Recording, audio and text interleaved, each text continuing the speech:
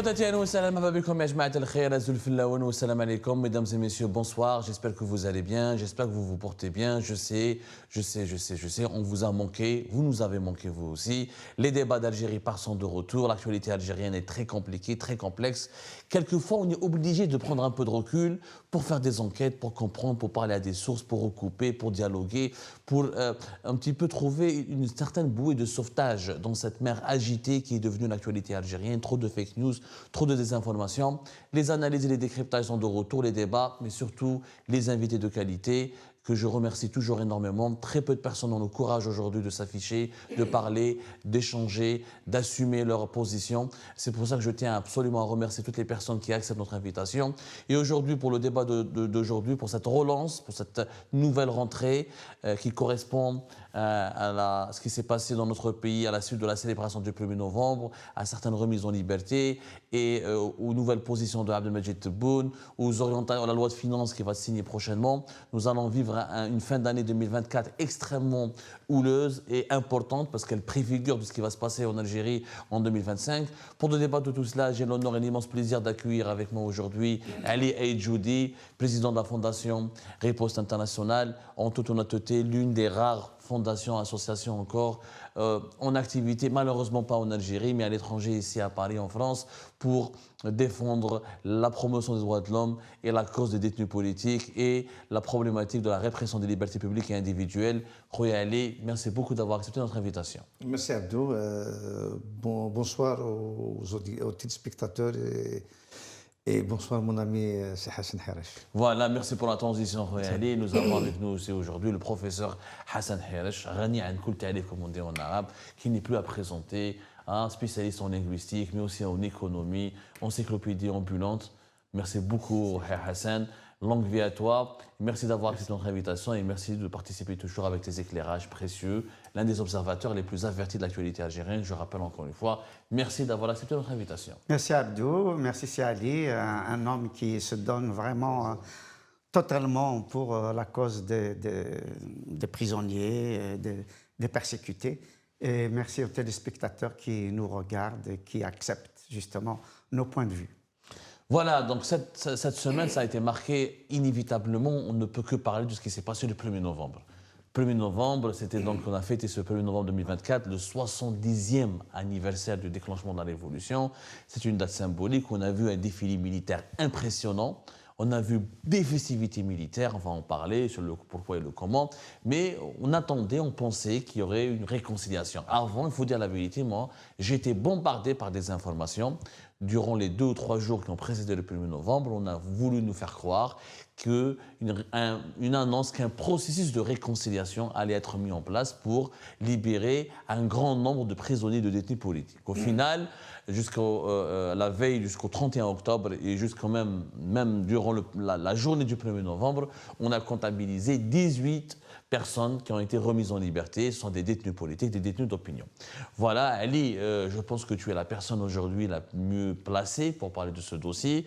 Riposte Internationale actualise régulièrement, elle a une lettre d'information, vous avez une base de données, vous travaillez directement avec les rapporteurs spéciaux du Conseil des droits de l'homme de l'ONU, vous avez plaidé la cause au niveau du Haut Commissariat en charge des droits de l'homme à Genève, une instance onusienne, la cause des détenus politiques algériens. 18 libérations, uniquement, on va dire seulement. Est-ce qu'on doit s'en réjouir? Certaines personnes nous disent oui. Mais voilà, il y a quand même, c'est un début, c'est mieux que rien. Qadi Hassan, quand même, après 2 années de détention, le journaliste Qadi Hassan, on peut le considérer comme la personne, le détenu politique le plus connu qui a été libéré. Il y a eu Mohamed Ghasmi d'Adrar, il y a eu Mohamed Tajadid, etc. Est-ce qu'on doit s'en réjouir ou est-ce qu'on doit être déçu? Est-ce que c'est étonnant? Pourquoi 18 sur, je dis 250 personnes quand même, qui sont encore incarcérées dans notre pays? Oui, merci Abdou. Tout d'abord, on se félicite. Même s'il y a un seul libéré, on est très content parce que c'est une famille qui reprend le rythme de vie normal. Donc 18, c'est insuffisant. Mais on se félicite. Je suis très heureux qu'il y a 18 familles qui vont retrouver le rythme d'une vie normale, qui seront apaisées, mais sans oublier qu'il y a 232 familles dans la tourmente. D'abord, la façon dont on a présenté la grâce. Vous savez, depuis l'élection le deuxième mandat, la désignation de Tebboune, on nous a toujours vendu quelque chose, dont il va y avoir une réconciliation, un nouveau gouvernement, et puis on nous annonce Zermati et la clique ancienne de Gaïd Salah qui vont revenir. Eh bien, on nous annonce qu'il va y avoir une réconciliation, une ouverture. Tout ça, c'est de la foutaise, tout ça, c'est des mensonges. Parce que 3 mois après, 2 mois après l'installation de Tebboune, tous les prémices, tous les indices sont au rouge. Donc, tous les signaux ne sont pas rassurants. Tout d'abord, une fausse grâce, parce qu'ils n'étaient pas grâce, c'est-à-dire qu'ils n'étaient pas innocentés définitivement et arrêté les poursuites. C'est-à-dire, on a libéré, on les a mis dehors dans la tourmente. À tout moment, on peut les jeter en prison.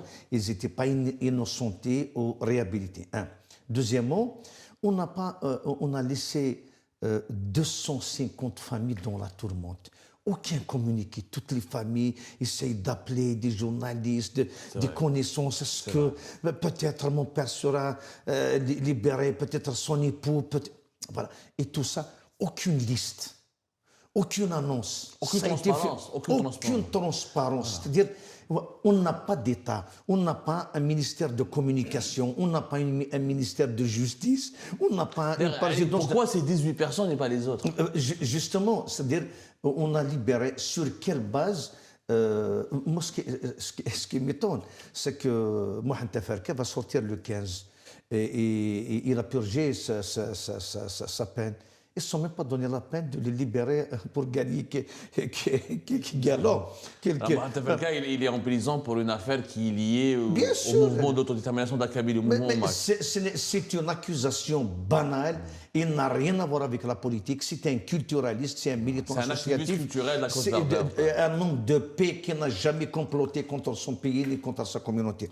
Donc, voilà. Donc, on a annoncé et finalement, comment on dit, le mendaba kbira ou le mitfar.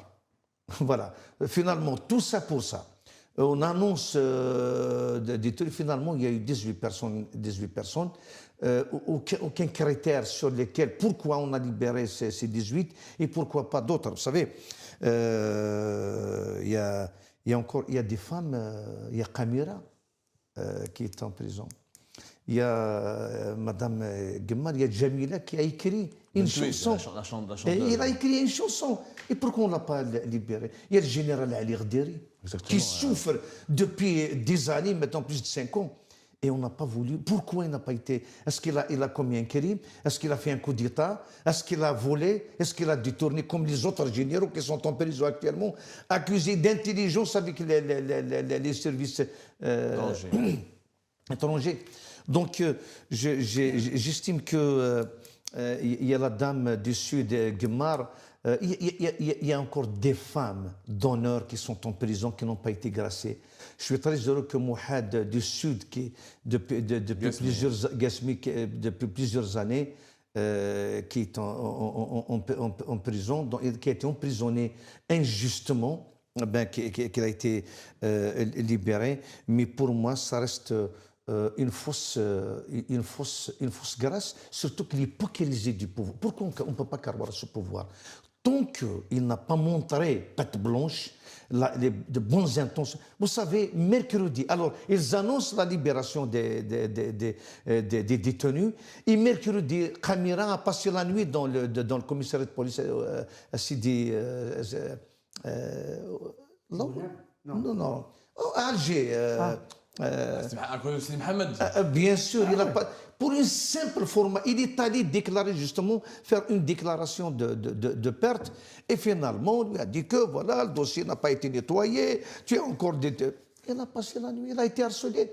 Vous imaginez les craintes de Nanouara, sa pauvre maman, qui a 2 frères martyrs, une fille juge qui a été assassinée, son fils qui est malade, sa fille qui a purgé 3 ans de prison. Vous imaginez ce terrorisme, cet harcèlement psychologique Donc voilà, donc, moi j'estime que le pouvoir est toujours un pouvoir dictatorial, totalitaire, qui n'a, c'est-à-dire aucune pitié pour son peuple, aucun respect pour son peuple, qu'il connaît pas d'éthique. Voilà, je pèse encore mes mots, c'est un pouvoir voyou, même quand il veut faire quelque chose de bon, il le fait très mal. Justement, parlons d'éthique, Hassan. Ça signifie quoi? Ça rime à quoi ces libérations en compte-gouttes, sans aucune transparence, sans aucune annonce? Et on a l'impression que des profils ont été sélectionnés. On a pris Qadi Hassan parce que c'est vrai que Qadi Hassan a une énorme mobilisation pour lui, tant mieux d'ailleurs pour lui. On aurait souhaité la même mobilisation pour les autres, sur le plan national et international. Il y a eu des activistes connus, Mohamed Ghazmi, Mohamed Tajadid. Campagne de libération à Tloukoum, Oui. Voilà, donc on a. Oui, mais il y a des détenus qui sont plus connus que d'autres. Mais bien sûr, attention, quand la carte. Est-ce que c'était un casting, justement, Hassan, est-ce que c'était un casting? Le régime a choisi, et voilà, il avait, on va dire, voilà, 250 otages, on va dire, voilà. Et on choisit que les personnalités les plus connues pour les utiliser à quel but? Dans un but commercial, pour dire voilà, le pays s'apaise, le régime pardonne. C'est un message à qui? C'est un message aux autres opposants qui sont à l'étranger ou là, qui sont encore en Algérie, qui sont tentés de reprendre la contestation. On va dire attention, on peut vous mettre en prison, mais on peut vous pardonner, on peut dialoguer, on est les plus forts. Qu'est-ce que cela signifie? Moi, je ne suis pas étonné pour la libération de ces 18 ex-prisonniers. Ce qui m'étonne, c'est beaucoup plus ceux qui restent en prison. C'est-à-dire les critères de ceux qui restent en prison sont actuellement inconnus. Parce que les 18 qui viennent d'être libérés, bon, nous savons qu'ils n'ont rien fait. Donc à partir du moment où ils sont innocents et qu'ils ont été malmenés, que la justice a été, comment dire, injuste, si je peux m'exprimer comme ça. Donc, qu'ils soient libérés aujourd'hui, c'est tout à fait normal parce que précisément, tous leurs avocats, tous leurs observateurs, les militants des droits de l'homme, les observateurs, ont constaté et constatent que leurs dossiers sont vides. Donc, leur libération me semble absolument normale, évidente, et elle a trop tardé. En revanche, qu'est-ce qui fait qu'on a encore plus de 200, apparemment d'après Ali, 232, au moins, du moins ceux qui sont répertoriés. Voilà, je rappelle, c'est important cette précision, que le chiffre de 250, 232, c'est les cas qui ont été déclarés par leurs proches, par leur famille. On en parlera avec Ali tout à l'heure, parce qu'il y a aussi des anonymes, il y a des prisonniers politiques anonymes. C'est-à-dire des personnes qui ont été incarcérées pour leurs opinions, pour leur activité liée à la liberté d'expression, mais dont les familles ne veulent pas faire connaître le dossier ou la cause de ses proches. C'est ça. Donc, ces prisonniers-là, pour des raisons soit politiques, soit d'opinion classique, soit pour des raisons culturelles, soit parce qu'ils ont brandi un drapeau amazigh, soit ceci, soit cela, etc. Soit ils ont parlé avec X ou Y, soit ils ont liké sur une page Facebook qui n'est pas la leur. Eh bien, évidemment, tout ça fait que 70 ans après le 1er novembre 1954 est quelque chose de totalement inapproprié, totalement inacceptable. Honteux, ouais. Pour un pays qui s'est battu, qui s'est sacrifié pour sa libération. Inacceptable quand on voit le sacrifice des Algériens qui sont morts par centaines de milliers.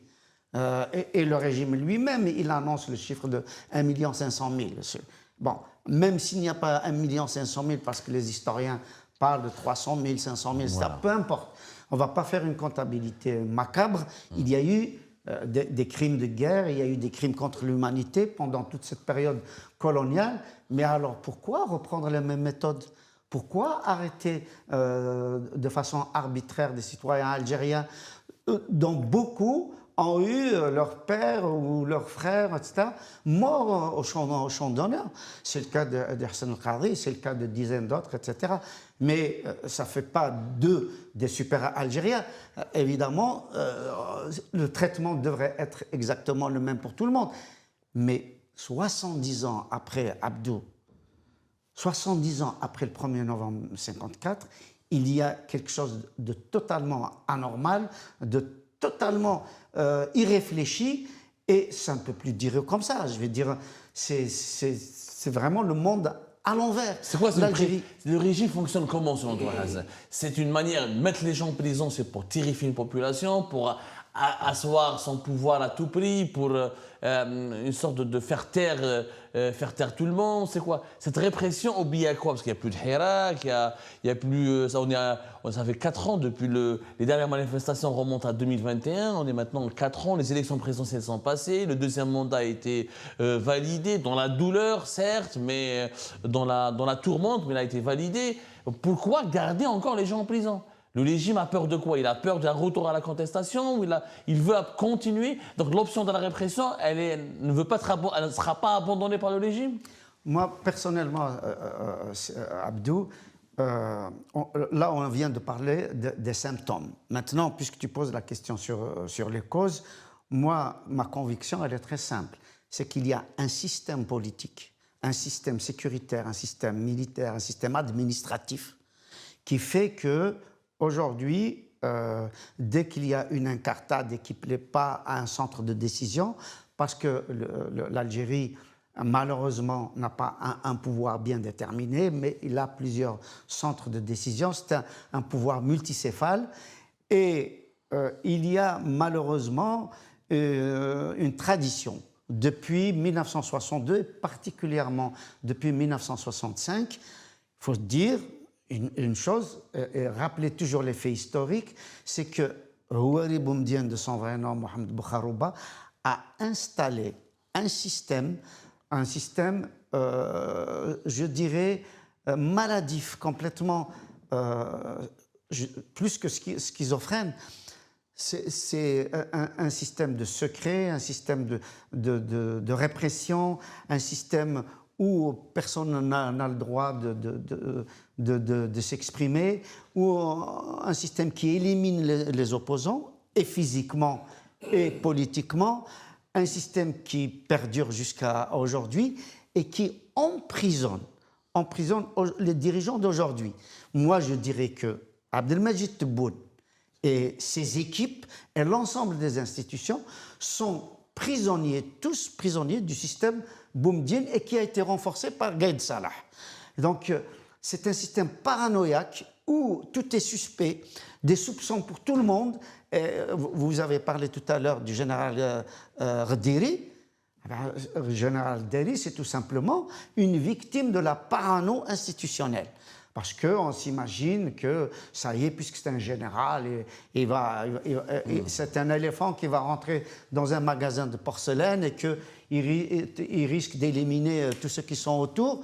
Eh bien non, je pense très honnêtement qu'il faut réfléchir pour que, non seulement entre le peuple algérien et les dirigeants, parce qu'il y a un fossé incommensurable, mais aussi entre les dirigeants, aussi bien la haute administration de l'État algérien que les hauts officiers de l'armée algérienne et les services doivent se parler.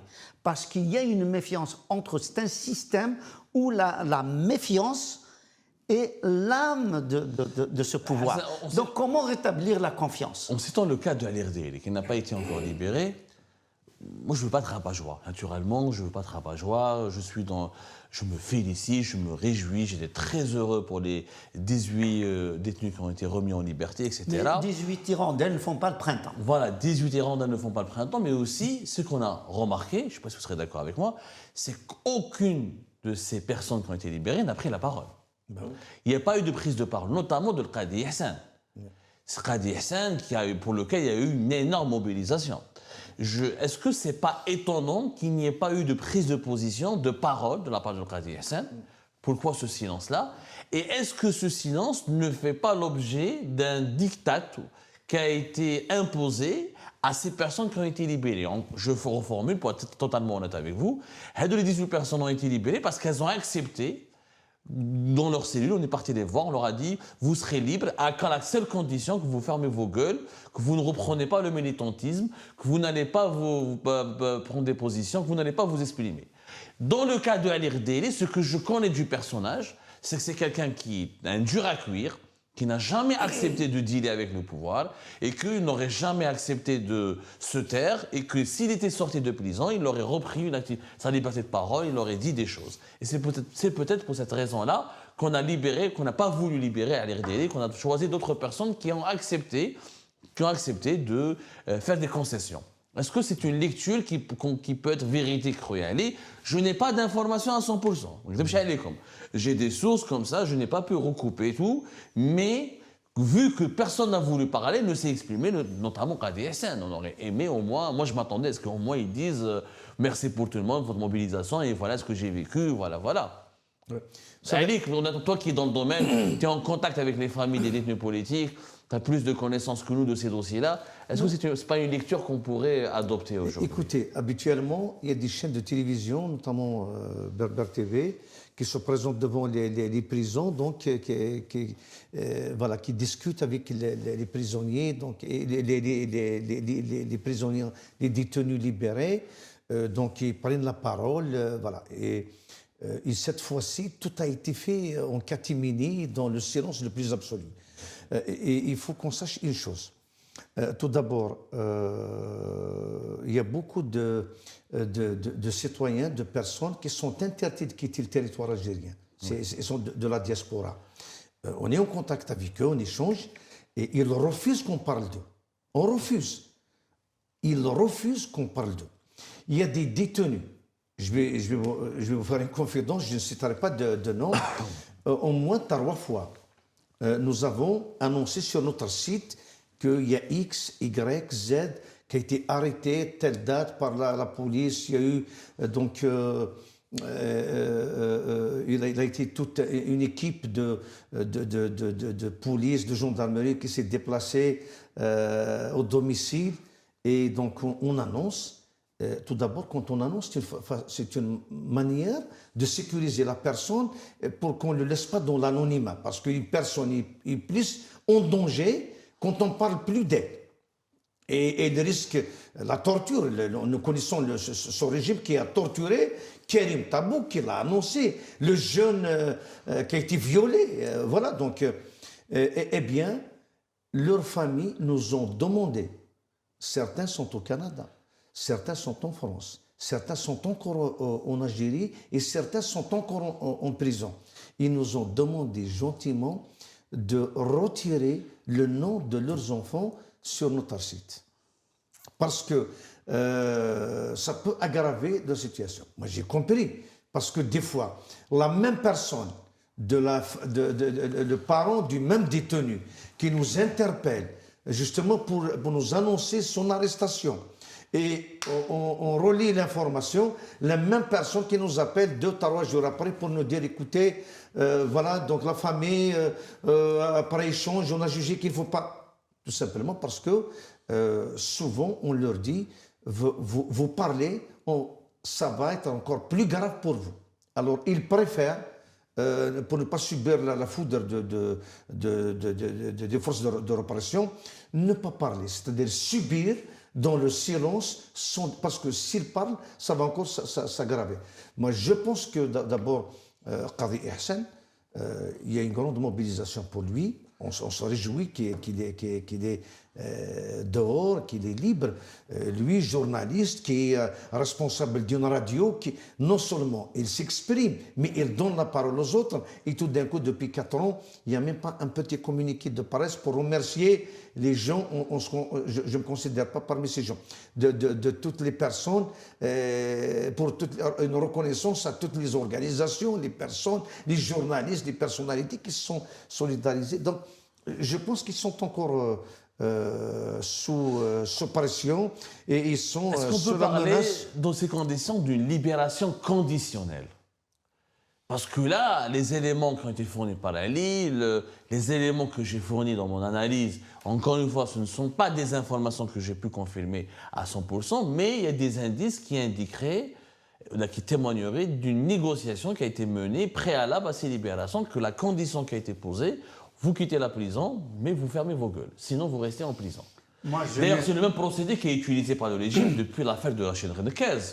Depuis 2023, toutes les libérations, Rachid Nekez, etc., ce sont des personnes... Rachid Nekez, c'est un exemple vivant. Voilà. Il a signé un document qui Voilà. arrête toute politique, toute Karim opposition. Tabou l'a dit en pleine campagne électorale, on l'a harcelé, on l'a ramené, on l'a Et il a pris au refusé. tribunal, on lui a dit tu dois signer un document dans lequel tu t'engages à ne plus s'exprimer sur les réseaux sociaux.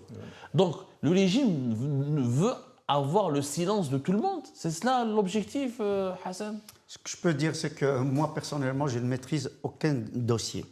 En revanche, je suis observateur et donc qu'est-ce que je constate? Je constate qu'effectivement, qu'on sort d'une prison cellulaire et qu'on aboutit à une prison à ciel ouvert. Donc à partir du moment où il n'y a pas possibilité de s'exprimer alors qu'on est censé être libéré, ça veut dire tout simplement reprendre ses droits civiques, reprendre ses droits de citoyen, reprendre le droit de s'exprimer, de rencontrer qui on veut, le droit d'écrire, le droit de critiquer, le droit de remercier, comme disait c'est Ali, de remercier ceux qui sont mobilisés pour sa libération. À partir du moment où cela n'est plus possible, ça veut dire soit qu'il y a effectivement une intimidation, ça veut dire une épée de Damoclès qui est toujours là sur la tête des ex-prisonniers et éventuellement même des non-prisonniers. Et donc évidemment, c'est une situation totalement anormale et totalement injustifiée, totalement insupportable et que le pouvoir actuel doit comprendre que ceux qui dirigent ne sont pas les seuls à être des citoyens algériens. Tout le monde est citoyen algérien. On devrait avoir les mêmes droits que ceux qui dirigent. On devrait avoir les mêmes possibilités d'expression que ceux qui dirigent. Et il ne devrait pas avoir comme ça des super algériens et des sous-algériens, des infra-algériens. Donc ça, c'est une situation totalement anormale, 70 ans après la mobilisation historique du peuple algérien pour justement lutter contre l'oppression coloniale, contre l'absence du droit d'expression, du droit d'organisation, du droit au travail, du droit tout simplement comme disait Aït Ahmed, droit d'avoir des droits. Donc à partir du moment où nos pères, nos grands-pères, nos frères et nos oncles se sont soulevés justement pour que le joug colonial qui comporte toute cette panoplie de droits et qu'ils ont abouti au prix des sacrifices, des vies entières. Moi, personnellement, Abdou, ma famille a complètement été bouleversée par la perte dans ma famille. Mon père, notre beau-frère, mon cousin, notre maison qui a été détruite, notre magasin, notre café qui ont été détruits, la voiture de mon père complètement mitraillée, etc. Et je constate que 70 ans après, la voiture de Matoublou, ça a été mitraillée, qu'il y a des prisonniers, on a parlé de Ridiri, mais on peut parler de centaines d'autres. Et on sait aussi qu'à l'intérieur même du système, il y a des gens qui ont été en prison parce qu'il y a lutte d'influence, il y a des rapports de force entre les hauts fonctionnaires, aussi bien militaires que civils, que policiers, etc., et qu'à l'intérieur même de ce système, il y a des rapports de force et qu'il y a des injustices et tout ça, ce n'est plus tenable. Ce n'est plus tenable, y compris pour eux, pour ceux qui, aujourd'hui, tiennent le haut du pavé et que demain, ils peuvent être fragilisés, ils peuvent se retrouver inquiétés, ils peuvent se retrouver en prison, ainsi de suite. Donc, la solution aujourd'hui, c'est quoi? La solution, c'est qu'il y ait un rétablissement de la confiance. Confiance déjà entre les dirigeants eux-mêmes.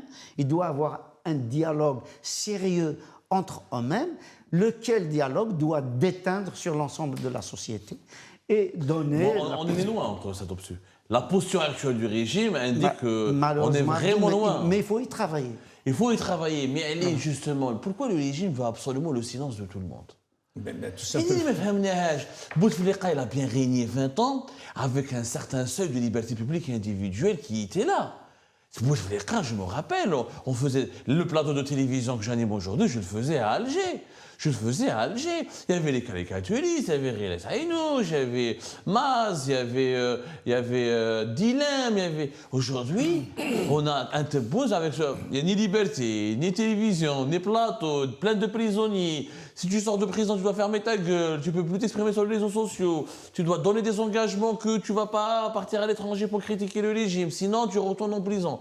Mais pourquoi on en est venu à là? On en est venu jusqu'à ce stade d'absolutisme autoritaire absolu. Voilà, absolutisme autoritaire absolu.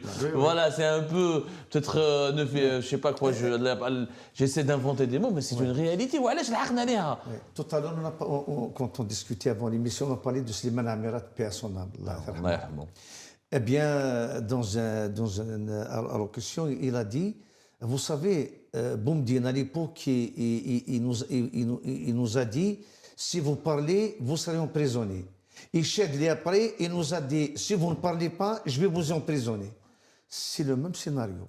Avec Bouteflika, vous pouvez parler, sinon vous allez, il va nous emprisonner, donc il nous a laissé. Et il a ruiné le pays, mais il a laissé la libre parole aux gens. Mais je fais ce que je veux. Et Tebboune, c'est le rôle de Boumediene. Si vous parlez, je vais vous jeter en prison. Vous savez, tant qu'il y a... Parce que en dehors de la personne de Tebboune ou la gouvernance de Tebboune, tant que... Moi, je ne crois à aucune grâce ni libération de détenus tant que l'arsenal législatif, le dispositif législatif de répression de toute expression libre et là n'a pas été aboli, eh bien, ça ne sert à rien de libérer 18 pour rejeter dans quelques jours 38 dans des prisons. Parce que l'arsenal juridique est là, premièrement.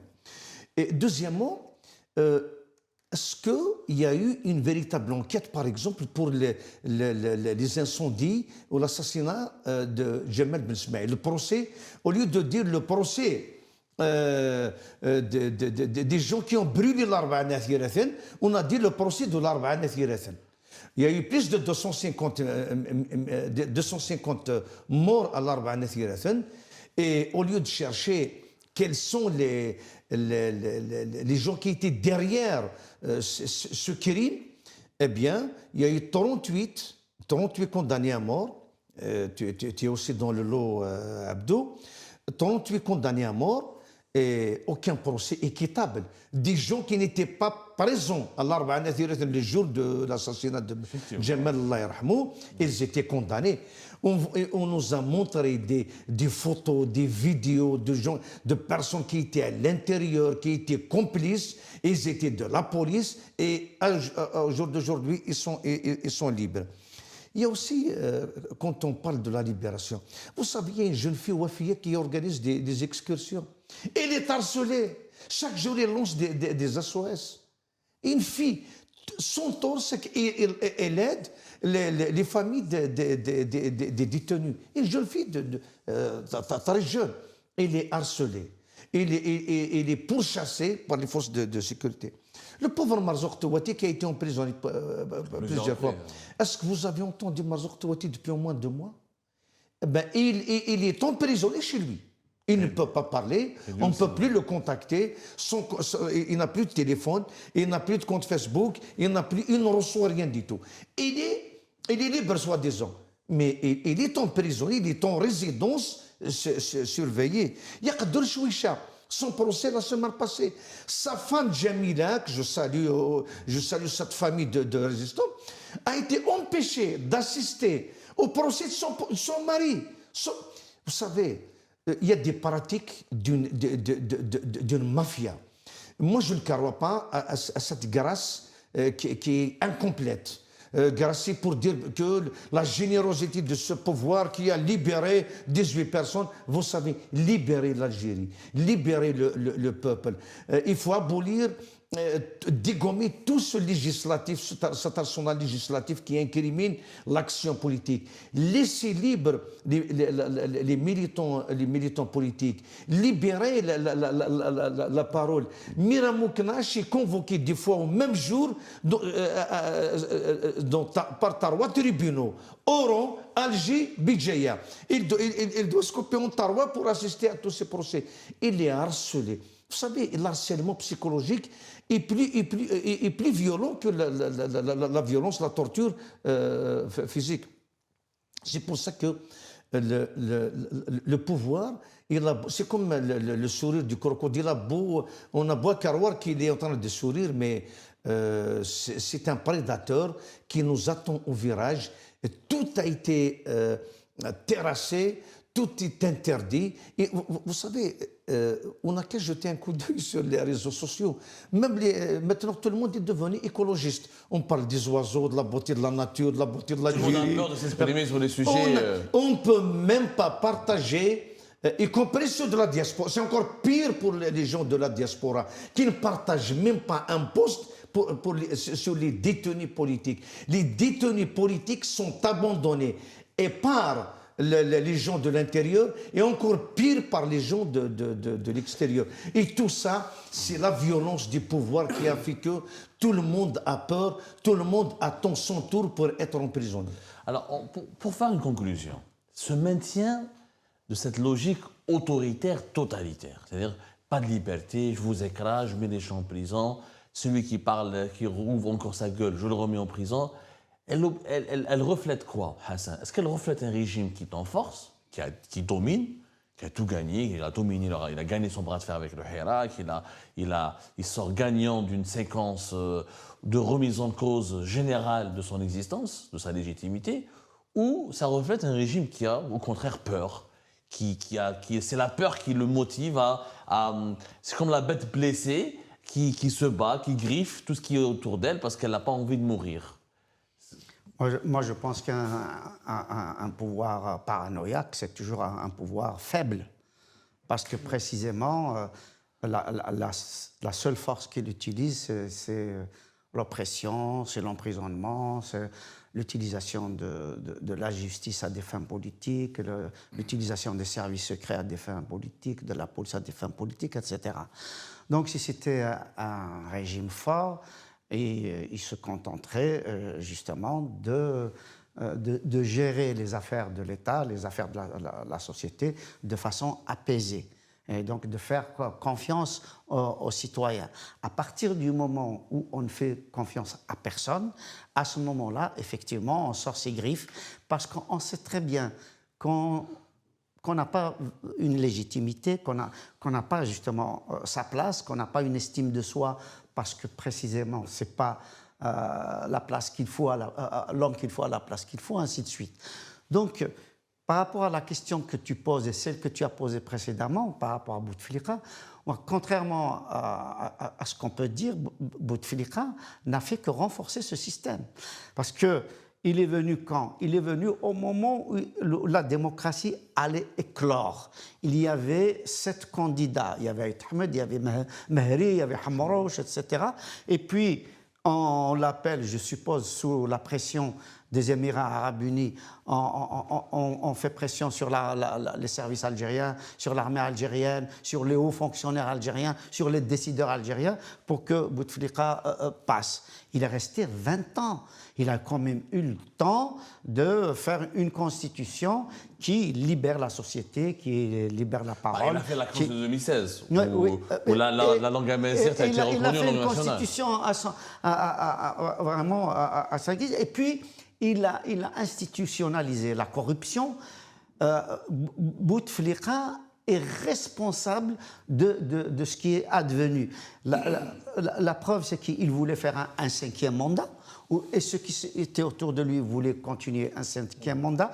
Et c'est ça qui a abouti au Hirak, c'est ça qui a abouti à l'émergence du dictateur Gaïd Salah et à la reproduction du système boumedieniste.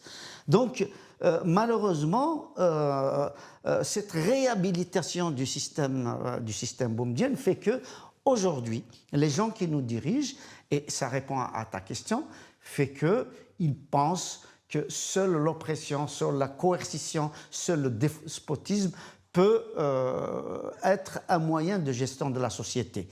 Pour que, pense-t-il, que le bateau n'aille pas un peu partout. Or, il faut quand même le rappeler, Abdou, et il faut le rappeler que la démocratie est un soft power. Et que justement par rapport aux pays qui nous entourent, de l'océan Atlantique au-delà de la mer Rouge, jusqu'aux pays du Golfe, ben, c'est des pays de dictature plus ou moins despotique, plus que moi d'ailleurs. Le seul moyen pour que l'Algérie ait vraiment une influence décisive, capitale, c'est d'instaurer une république démocratique et ne pas justement faire comme si on était dans une monarchie despotique. C'est-à-dire on utilise exactement les mêmes méthodes. À partir du moment où on utilise les mêmes méthodes, on ne peut pas avoir de l'influence. La preuve, c'est qu'on perd de l'influence au fur et à mesure à l'échelle régionale, à l'échelle internationale, et ça n'arrange pas les affaires ni des dirigeants, ni de la société. Donc il va falloir revenir à avril 1989. Comment ça se fait? Ce qui était possible en 89, 90 et une bonne partie de 91 jusqu'en décembre, comment ça se fait que cette ouverture était possible et qu'aujourd'hui elle ne le soit pas?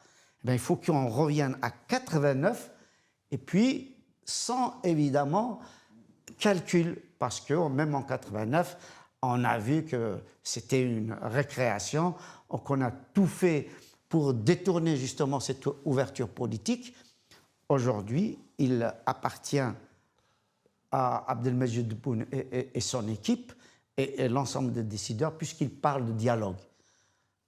Qu'ils dialoguent déjà entre eux, et ensuite qu'ils décident de dialoguer avec la société et ses représentants. Pas seulement les partis politiques qui sont laminés, les syndicats laminés, les associations laminées, toute organisation culturelle, politique laminée, il faudrait aussi qu'ils négocient avec des acteurs du Hirak. On a vu qu'un certain nombre d'acteurs du Hirak avaient une surface politique, une surface culturelle. Visiblement, la négociation a commencé. La négociation a été menée en prison. C'est qu'on met les gens en prison, on négocie avec eux, et quand on les relâche, l'accord est de qui ne parle plus. C'est ça les négociations apparemment du régime algérien. Abdou, c'est ça qui est inacceptable et on doit le dire et le répéter. Ouais, on doit le dire et le répéter parce qu'il ne faut jamais désespérer du genre humain. Bon, encore une fois, ce système boumedieniste réhabilité par Gaïd Salah, il a été brisé, même si ce n'est pas totalement, il a été brisé en 1989. Il y avait quand même des partis politiques qui pouvaient s'exprimer. Il y avait la rentrée de Daït Ahmed et beaucoup d'autres opposants. Il y avait l'expression aussi culturelle, linguistique, multiple, plurielle, etc. Il faut revenir à la raison et revenir à cette époque-là. Est-ce qu'il y a un espoir, allez, pour terminer, est-ce qu'il y a un espoir pour les autres détenus politiques? Est-ce qu'on doit attendre le 5 juillet 2025 pour avoir une dizaine de libérations? Ou est-ce qu'ils sont foutus pour autant? Ou est-ce qu'ils seront maintenus en détention jusqu'à ce qu'il y ait une date ou une opportunité jugée utile par le régime? Qu'est-ce qui va se passer selon toi? Vous savez, justement, la nature du pouvoir, c'est qu'il est flou dans son comportement, d'abord, est-ce qu'il a une stratégie?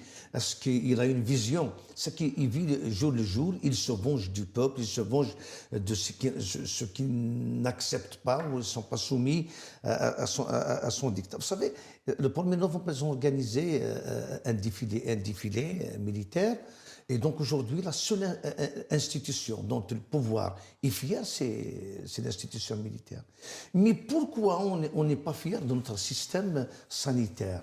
Pourquoi on n'est pas fier de notre université? Pourquoi ce pouvoir aveuglé par la violence, par l'armée, par la force? Pourquoi? Et justement, il ne développe pas l'université à l'image de l'armée. Il ne développe pas le système sanitaire à l'image de... C'est-à-dire quand il veut, il peut. Et il a débloqué des sommes colossales, des milliards et des milliards pour l'armée. Malheureusement, il n'organise pas l'administration de façon par région autonome, comme c'est le cas de l'armée. Voilà. Mais pour ça, pour ce qui l'arrange, vous savez, aujourd'hui, tellement il a laminé la presse, on est devenu la presse française et suisse, ça fait une quinzaine de jours, ne parlait que de ça. Une citoyenne suisse a été assassinée à Janet. Vous savez que l'Algérie n'a pas aucun journal n'a relayé l'information. Nous, on n'en a parlé en Algérie, on a même donné des raisons, mais c'est vrai que personne n'en a parlé ailleurs. Ben oui, mais le problème, c'est que ça peut être un fait divers, donc quelqu'un il y a eu des crimes, des assassinats, mais pourquoi le pouvoir a voulu cacher cet assassinat? Pourquoi? Parce que c'est un idiot qui n'a aucune stratégie de communication, d'information. Au lieu de dire, voilà, il y a un crime, c'est arrivé, la personne va être introduite devant les tribunaux et sera sanctionnée conformément. Et puis basta. Non, à ce jour, il n'a pas communiqué. C'est la presse française et la presse suisse qui a parlé. À ce jour, la presse algérienne et les pauvres journalistes algériens ne pouvaient pas. Je ne peux pas le reprocher. Ça, c'est un autre sujet très important. L'opacité qui a été entretenue régulièrement et profondément par le régime algérien. Et malheureusement, aujourd'hui, ce qu'on entend, tu as parlé de l'espoir. Quand j'entends qu'il y a Belkhaden sur les réseaux, c'est un baromètre. Zermati va revenir. Belkhaden va revenir. Vous pensez qu'il y a un espoir avec ces dinosaures? Avec Zermati, le symbole de la violence, le bras de fer de Gaïd Saleh, c'est le désespoir.